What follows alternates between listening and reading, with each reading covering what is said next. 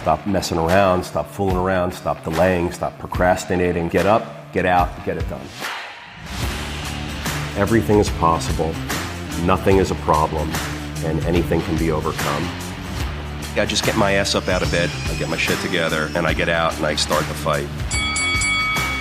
And that will transform you from a mere mortal into a superhuman being. I've never, ever, ever met anybody who told me that they got rich watching their IRA or their 401k.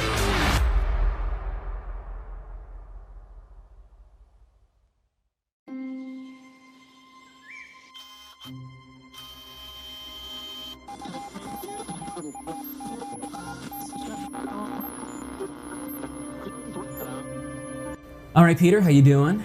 George, nice to see you, buddy. Nice to see you too. I appreciate you. You know, you just mentioned before we started filming what a beautiful day out it is. It's great out. So I appreciate. Do I want to be here? Yes, I want to be here.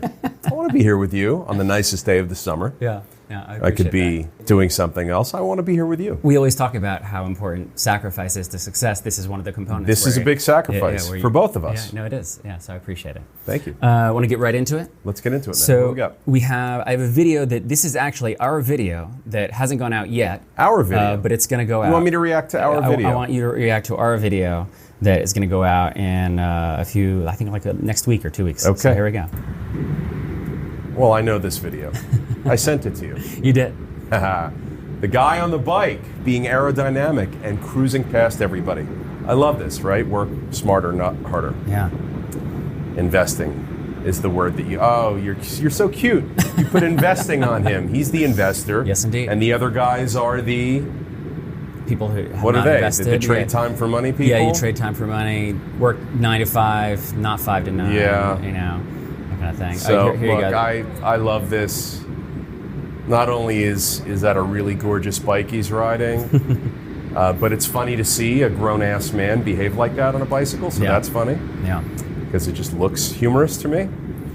But, there's the cyclist getting in on it now. Everyone, it's a party. Better late than never. Yeah. Look at you, George. You didn't do this to get my reaction. You did this to show off. Yeah, yes, indeed. Good for you. Yeah. Working I see what you did. Working 9 to 5, working 9 to 5. Yeah.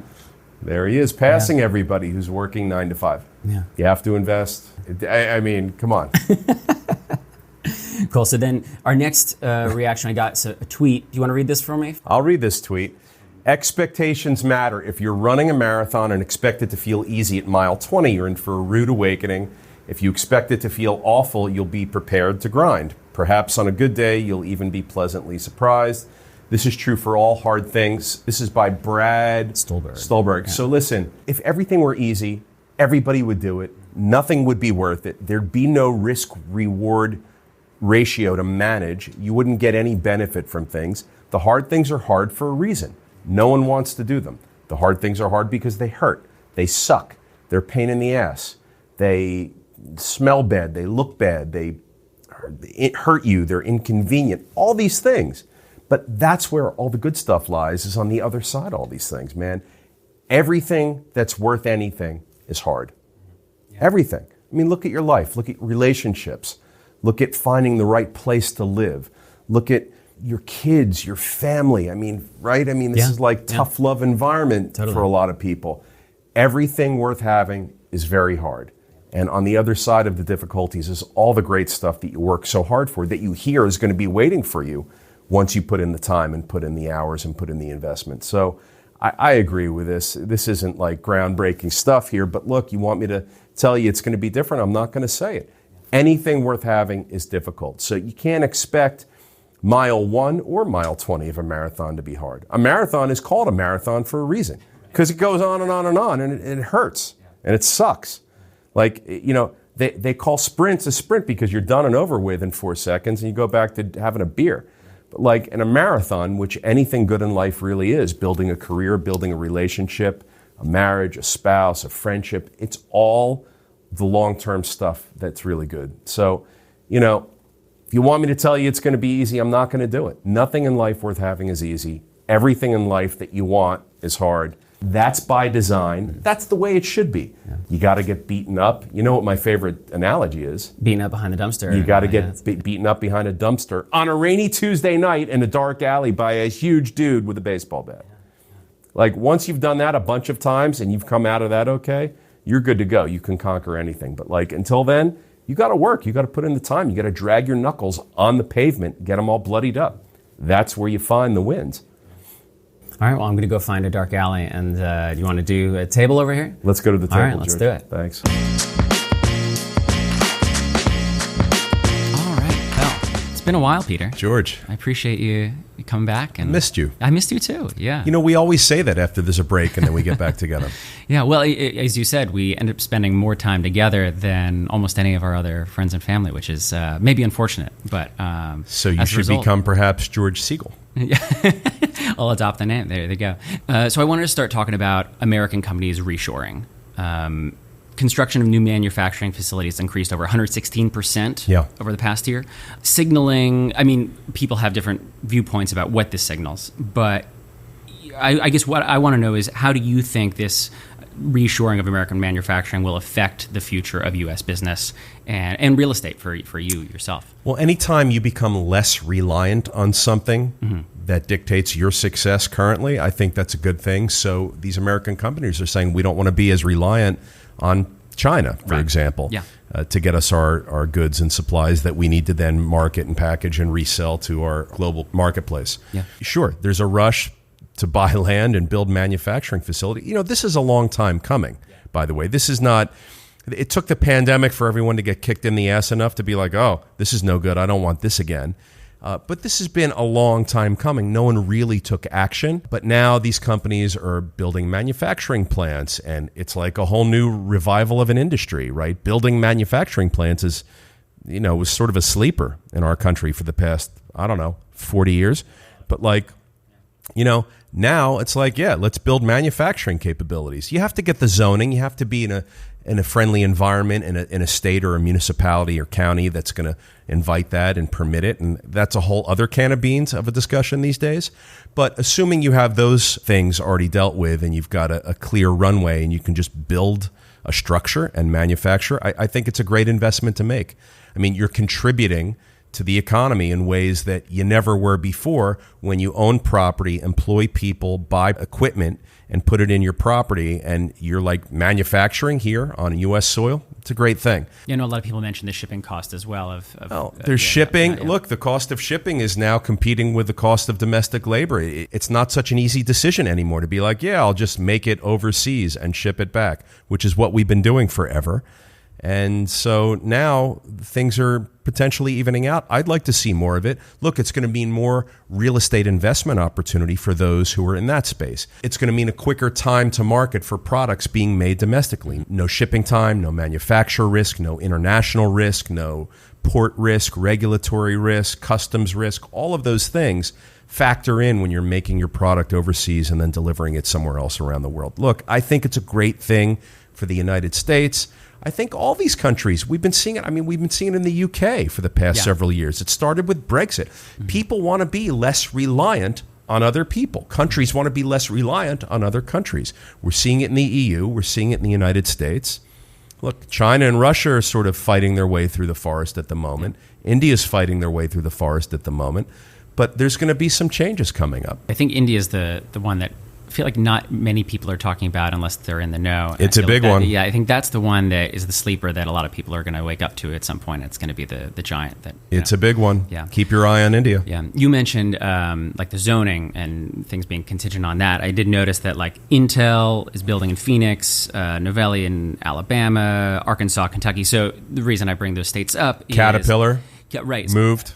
I know where this is going. Yeah, exactly. Caterpillar's moved down to, what was it, Texas? Texas. Citadel, also Texas. Or no, Citadel was Miami.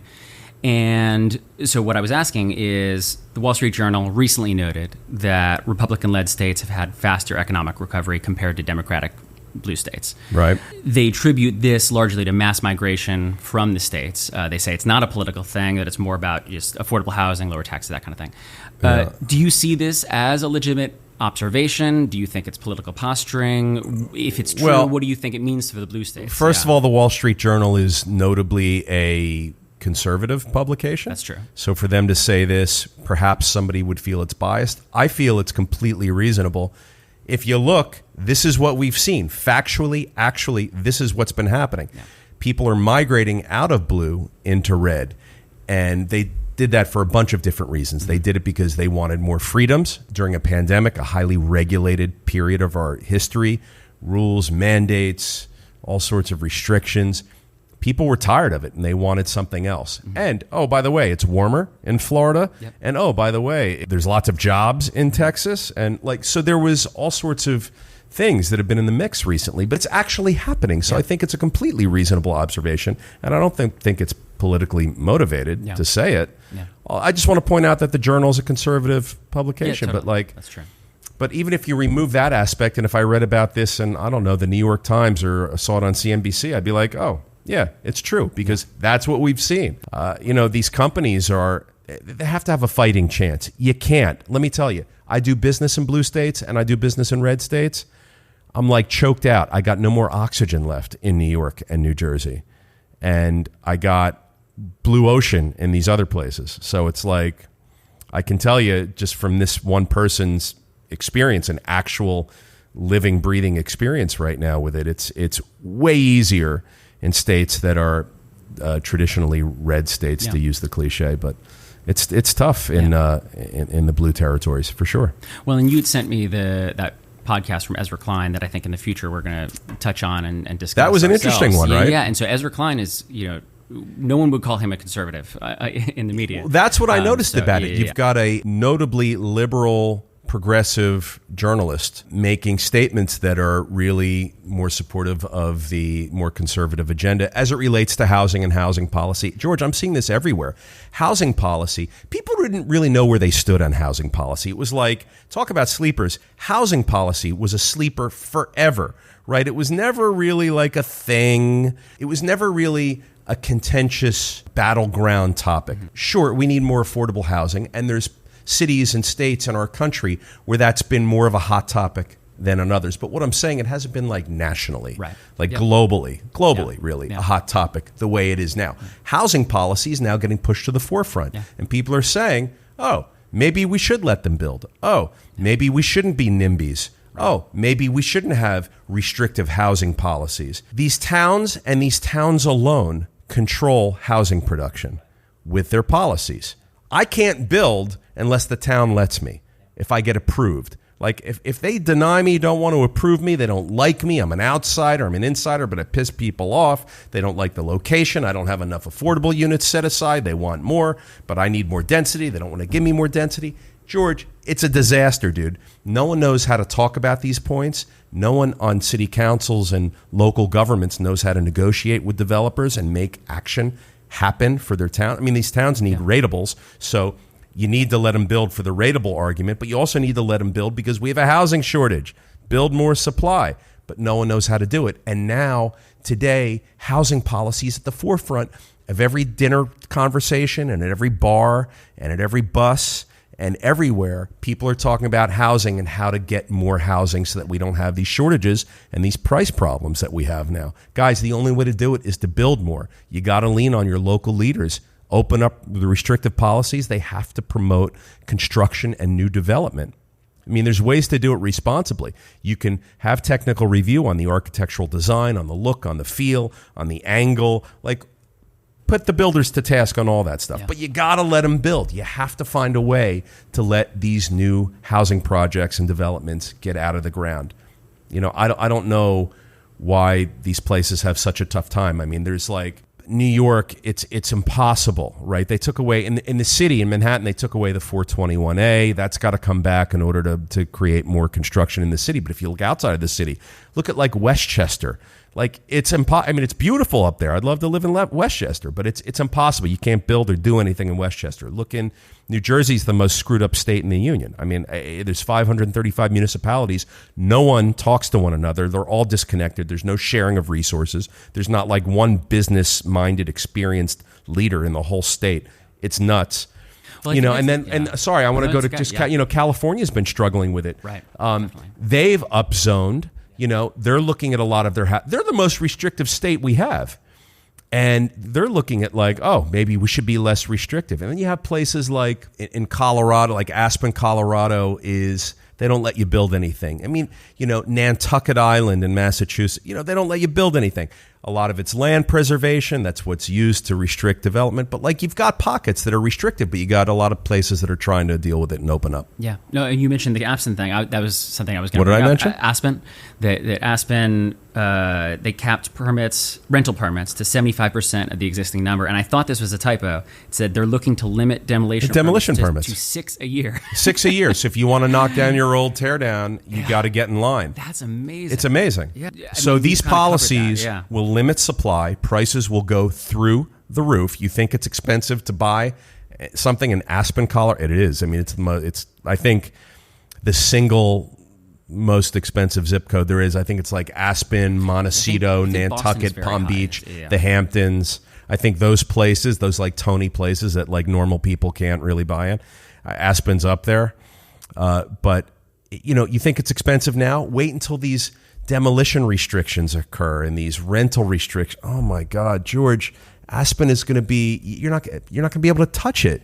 Well, and I think that's what's interesting is that when we talk about the red state, blue state thing, it's easy to say like, oh, well, people are moving to the red states because they like certain things about the red states better. But they are moving. No, I know they are moving. Yeah. But I think part of that is also that there's such a high, you talked about supply and demand, such a high demand for certain things that are in those blue states that are no longer accessible. So land, housing, jobs, like all these reasons that people went there in the first place that made them so great that people are, you know, drawn look, to. California's great. It's like the most beautiful place, right? The whole state, the whole darn thing. It's amazing. It's a huge economy. It's so messed up. And, you know, living in Manhattan, it's great if you're young, if you're single, super poor or super rich. If you're super poor or super rich, if you're the masses in between.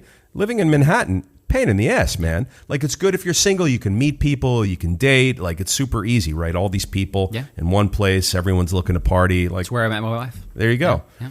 You know, but like it's tough, and like if you're not in that what's now I think a small group of people that want to live in a 500 square foot apartment and like in a 5th floor or 6th floor walk up and pay $5,000 a month for it. And, you know, you're like pulling your eyeballs out of your brain to do that. I mean, it's the cost benefit analysis, the pro and cons. It's not like it used to be. I mean, it's tough. It's tough living in these cities and in these expensive places. And, you know, so people want something different. They want freedoms. They don't want to be told what to do. We've seen that, but they also want like a chance. They want to pay lower taxes. They want to have more housing options. You don't have a lot of housing options in New York City. You don't have a lot of housing options in San Francisco and California. I mean, you got to pay if you can afford it. You have options, but if you're like a normal person and you make, you know, anywhere from $40,000 to $200,000, even $200,000 a year, you're not doing well. If you make $200,000 a year and you live in New York City or San Francisco, you're just not. As scary as that is, because that's a high income. But you know, people want a better chance. The lower taxes, they want more job opportunities. These companies are going to these red states. They can't take the restrictions. They can't take the taxes. And some of these governors and mayors are saying, "Fine, sayonara, see you later." Right? They're like puffing their chest out and they're like challenging a little bit.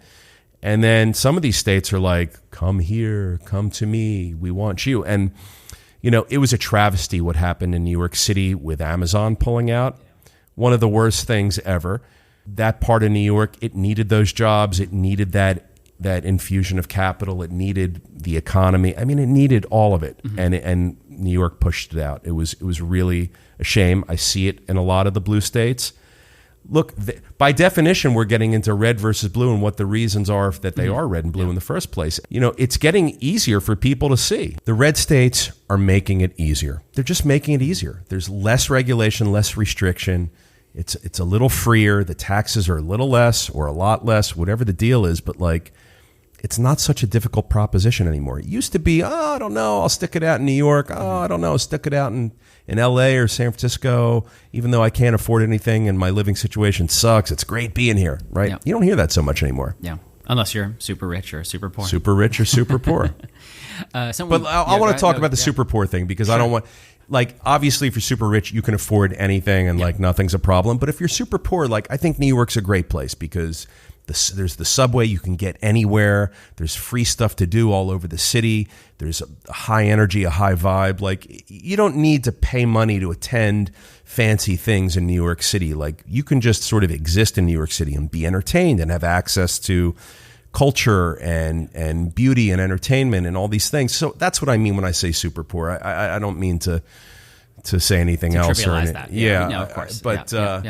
But I find that to be the case. And like I said, if you're single and you want to go meet someone and date, like, these densely populated places are obviously it's like that's where you want to go. I think people are finding they want space, they want freedom. They're like working from home 2 days a week. They want it to be a good, they don't, 500 square feet in an apartment is not a good situation for work from home. So they need the space. All not new, but we're seeing it factually. Actually, we're seeing it.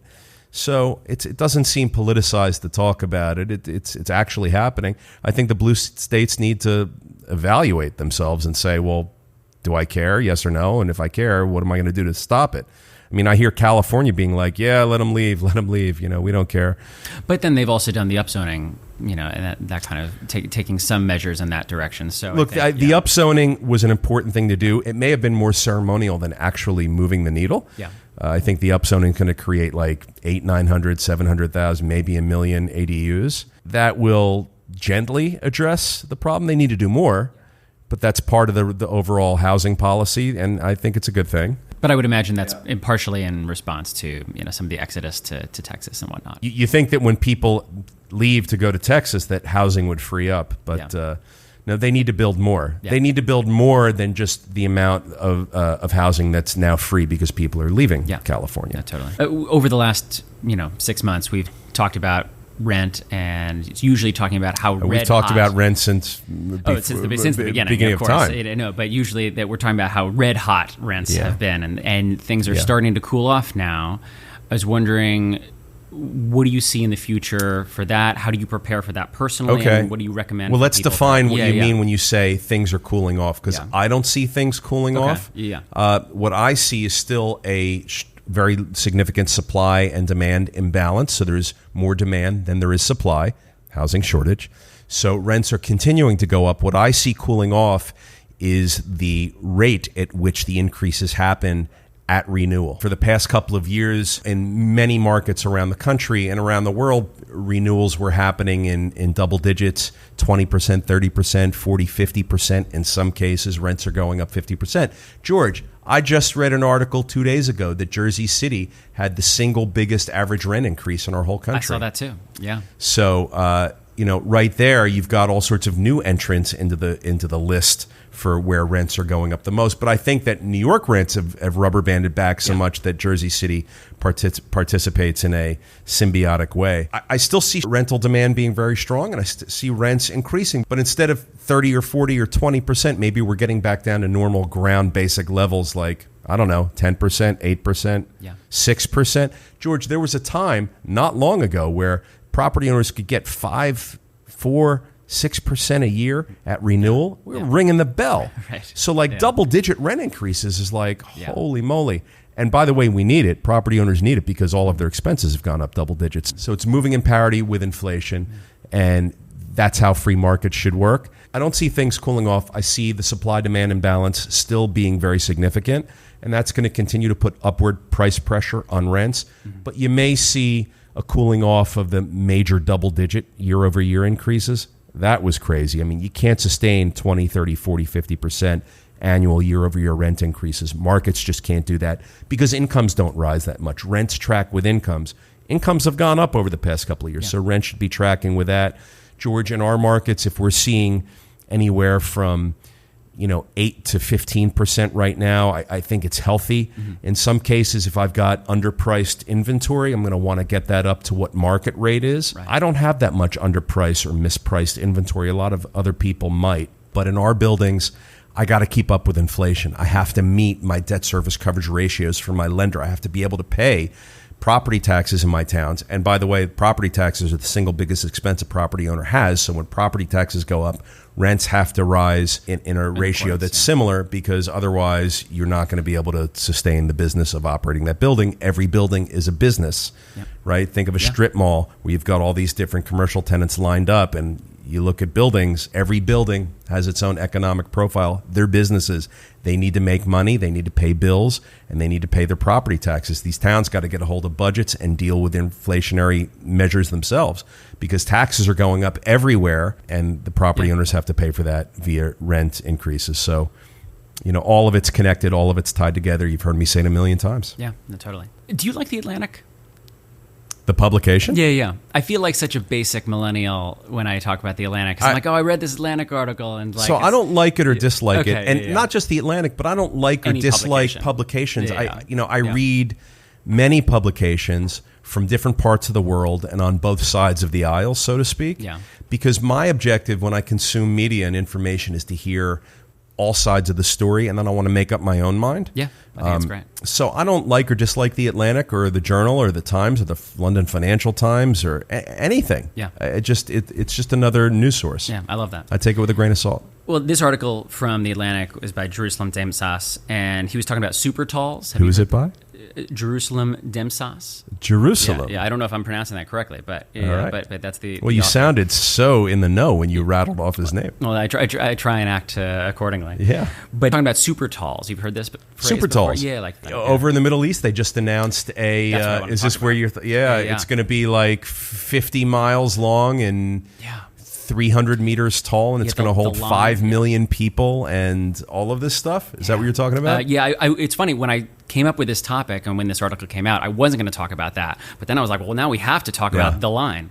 Yeah, the line. That's Saudi what it's Arabia. Called, the line in Saudi Arabia. Yeah, so wild. Amazing, right? Yeah. I think it's ambitious, and I think it's great, because if you have a housing shortage, here's somebody that's saying, look, we'll build housing. Right. They can afford it over there. They can play around and experiment. That's clearly what this is. But from an engineering perspective, if they pull this off, I mean, they say it would take 20 or 30 or 50 years or something to build, some long amount of time.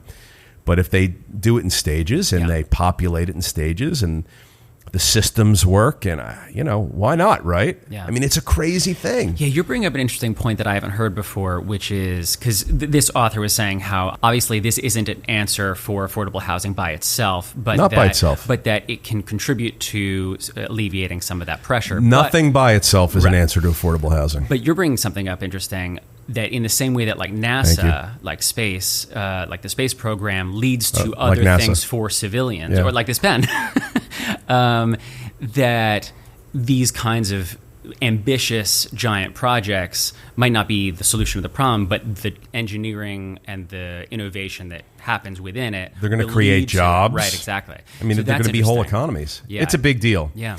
The super talls. Look, I don't know that going up 300 meters in the sky is something that I would want to do. And as a matter of fact, where my place is in New York, it's right along Billionaires Row. Mm-hmm.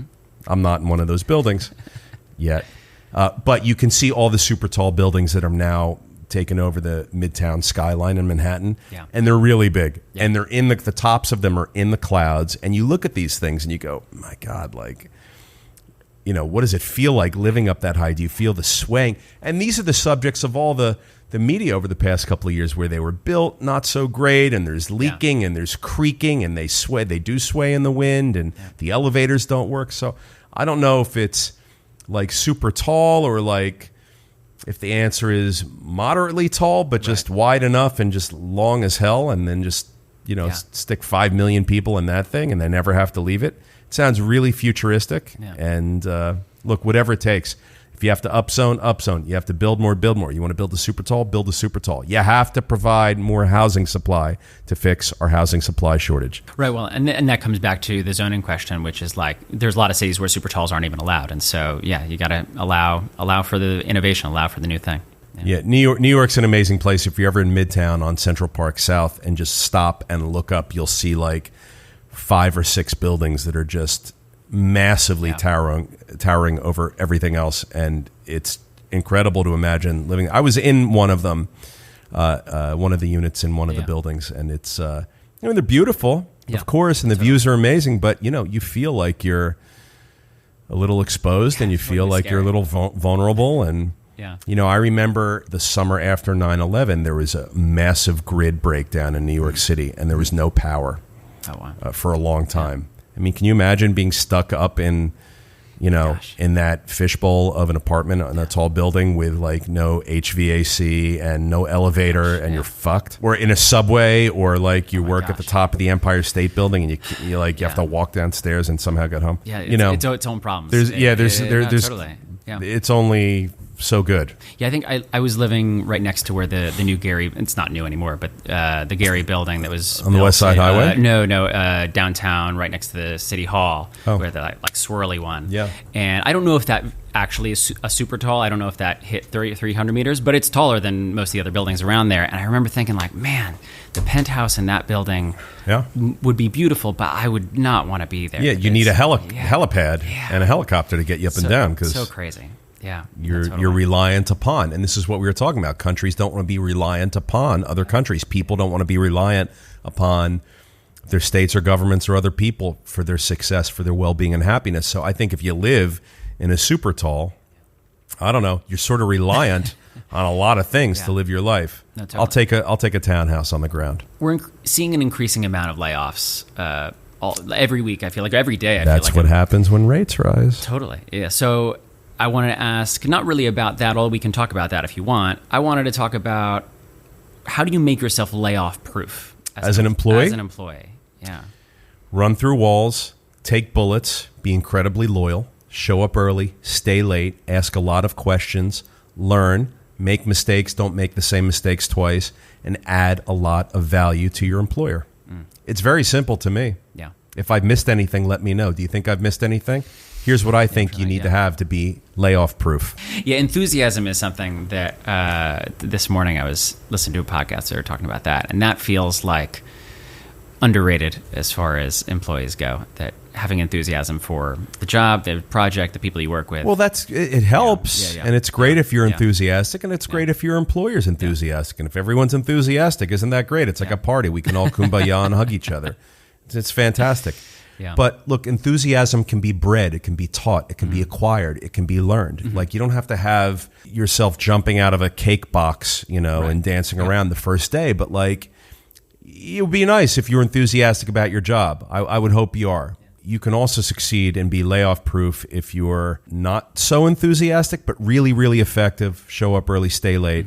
But the thing about enthusiasm is you don't want to be grumpy or a Debbie Downer. People need to be around like uplifting, happy, light. You want to be around others that are just easy to be around. So if you're not enthusiastic, maybe that makes you not easy to be around. I'd check that at the door. There's a bunch of things in this recipe. If you want to be layoff proof, just add a lot of value and just run through walls and take bullets, all these things. Like you have to. That's how you're going to stand out. If you're just like everybody else, if you show up at 9, if you leave at 5, if you do the bare minimum, if you don't pick up the phone that rings at 4:59 because you know you're walking out the door in a minute, you got a problem. Me, I pick up the phone at 4:59. And when I'm done with that call at 5:03, if the phone rings again, I pick it up again. I mean, I can't live with myself. I can't sleep at night going home knowing that I didn't do my best. I didn't try my best. So what? Like, well, they didn't pay me for the extra 5 minutes, so why should I be there? Like, people that think like that, I don't know, you're the problem. Yeah. Honestly, if you think like that, you have a problem and you are the problem and you're a pill and you got to fix yourself. Your mind isn't right. You got to get your shit together. I have a friend who is a manager at a restaurant in LA, and she said she and I both worked in restaurants in New Jersey, and it's pretty cutthroat in the New Jersey restaurants, and you basically fuel yourself on tequila for the whole weekend. And in this particular situation, she had an employee who was wiping glasses down, and it hit 3:00, and they started to leave, and they left. They just left it all sitting there. 12. There were only like 12 glasses. Yeah, it's not my job. And my job. She goes, hey, can you just finish those? And they look at the clock and they go, sorry, I can't. Oh. It's horrible. I was like, holy shit. It's horrible. And she said that was very common. Well, that mindset is honestly, it's a cancer in our society. Yeah. I hate to say it like that. I mean, I know people like this, and I love them dearly, but I can't be around them for any more than a short period of time because it's. To me, that's the biggest unenthusiastic Debbie Downer thing you could be is just, just everything we're talking about. That kind of person, not for me. I have nothing in common with that kind of mindset or someone who thinks like that. Yeah, no, it really blew my mind. It's tough. Last, I want to talk about mass timber. Mass timber? Mass timber. What brings this topic up today? I think, I'm a neophyte when it comes to real estate, when it comes to construction, all these things. And so I saw this article about mass timber. I had never heard of it. And that it's on the rise. Barron's was talking about that, there's this rise. We're talking about manufactured lumber products, so right? like cross-laminated timber. Cross-lams, micro-lams. Exactly, all those things. And we've been using it for years. I don't know why it's on the rise now. Yeah, so that's what I wanted to know. Like, do you have any thoughts on that, about how you used it? Do you think that's something that will be used in the future? I think it's an environmental thing. I use it. It will be used in the future. Yeah. People say that it's sustainable, that it's environmentally friendly building product.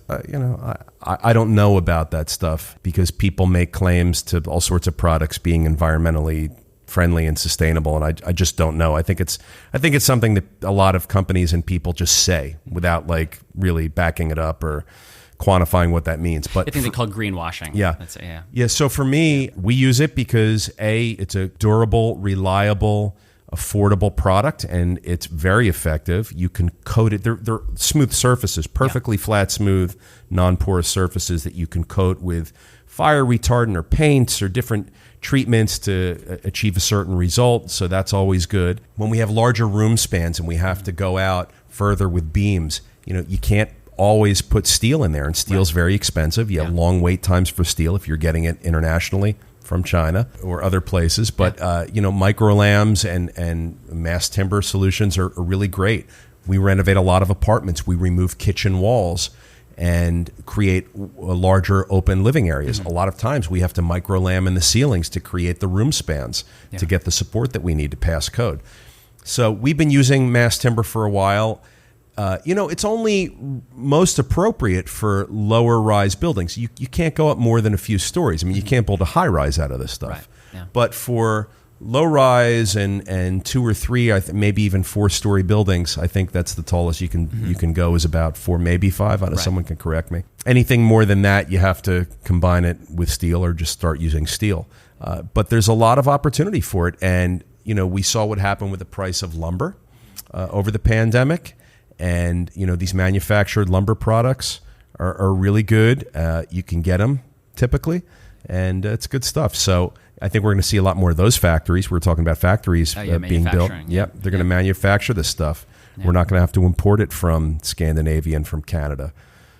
So, look, anything that helps the building and construction industry, I think, is got a bright, bright future. We're talking about 3D printing. We're talking about prefab homes. We're talking about precast concrete foundation panels. We're talking about mass timber products. We're talking about plumbing and electric technologies that let you do home runs of circuits or run plumbing lines faster with greater efficiency and with a higher quality end result, like no leaks, no shorts or anything like that if it's an electrical circuit. So we're seeing that a lot of new technologies are coming into the marketplace, and they're being deployed during construction. This is going to be good for our country and for our construction industry. We just have to build more stuff. Yep, that makes sense. No. Cool. Well, that's what I got today. Anything you want to touch on before we go to Q&A? No, my past couple of weeks have been filled with helping a bunch of people make investment decisions. I still get a lot of people asking me how to invest, what's the right way to invest. Here's the document. Can you look at it for me? Should I do the deal? Should I not do the deal? And, it's great that everybody wants to be an investor, or everybody is investing in some way, shape, or form now, it seems. And I think that's really good. I mean, it's not really good. It's essential, and it's awesome. So the fact that more people are in the investing discussion and actually doing it, good stuff. But you got to know how to invest. You don't just walk onto a baseball field and whack a grand slam your first time out and then do it over and over and over again. There's basics. There's fundamentals. There's principles. You have to practice. You have to repeat to gain the skill, confidence, the mindset. You have to know how to execute when investing. Right. So a lot of people that are reaching out to me are like, hey, can you look at this deal? Like, I don't know if it's any good. And I'm glad. I'm happy to give a comment when I'm asked for one. Yeah. But I'd like to see people get more educated on how to look at a deal. Is it what makes a deal a good deal or not? What makes a good investment worth putting money in or or not. You could risk analysis the crap out of any investment in the world and just end up not doing anything. So there is some element of risk. Yeah. You have to be able to be comfortable and move forward at some point if you want to be an investor. But you have to do due diligence. You have to know what to look for. You have to read documents. I mean, it's work, and people have to put in the work. So I want to see more of that. Any particular resources, other than obviously watching us, that you feel like are good for I'd find the 5 best stock pickers and the 5 best real estate developers and the 5 best crypto people, and just follow them, engage with them, and listen and absorb as much as you can. Ask questions when it's appropriate, and start studying the art of investing, because investing is an art. It's a science. It's a whole lot of things. They don't teach it in our school systems. You get a little bit of exposure if you're a business major in colleges and universities later on, but that even depends, because those programs are dying, and it depends on who's teaching them, and it depends on what the agenda is of their teaching. If they're teaching, Dave Ramsey, or if they're teaching, So totally. It's who you're listening to, but you got to understand. Look, everything about investing boils down to knowing how to value an asset. If you can value an asset, you're 90% of the way there of being an investor. After that, you just have to decide how much you want to pay for it. But if you can value the asset and do it confidently and accurately, like you've looked at the documents, the earnings reports, the SEC filings, you've been to the factory, you've seen the labor, you've seen the materials where there's you have the whole thing, like you're an expert, right? You can value an asset and come up with a value, and then decide if you want to pay that value or not. That's all investing is. So people need to know how to be good at valuing assets. How do you, I know how much a $100 bill is worth. It's worth $100. I know how much a $20 bill is worth. It's worth $20. And you know how much I'm willing to pay for a $100 bill, George? $100. $100 at the most. Yeah. I'd certainly be willing to pay $90 for a $100 bill. That's a good so deal. It's the same thing when picking an investment or a real estate deal or a stock or anything. You have to know how much it's worth, and you have to know how much you're willing to pay for it at maximum. Yeah. Same thing. Totally. All right. Well, thanks so much, Peter, and I'll see you over at Q&A. Thanks, George. Thanks, everybody.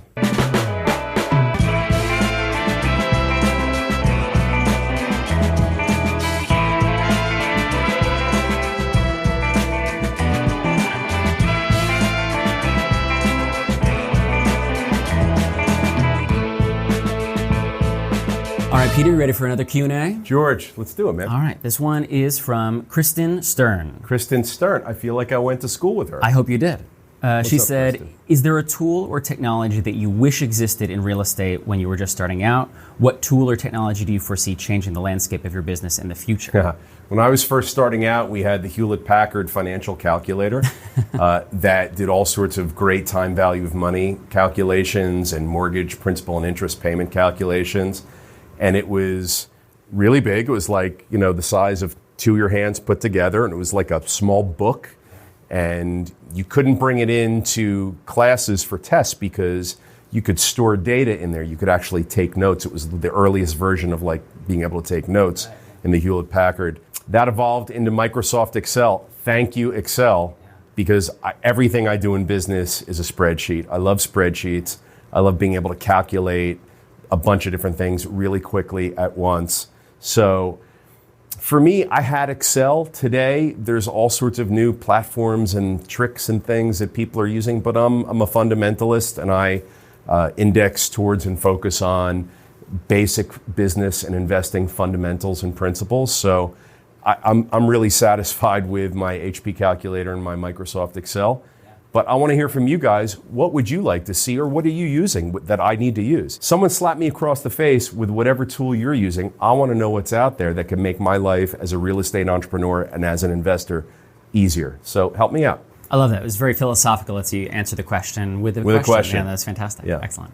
All right. Well, thank you so much, Peter, and I'll see you next time. That's indicative that I really don't know what I'm talking about. No, I think smart people tend to ask more questions than they do make statements. So I think that's the good thing. Yeah, cool. All right. Well, thanks so much. Thanks.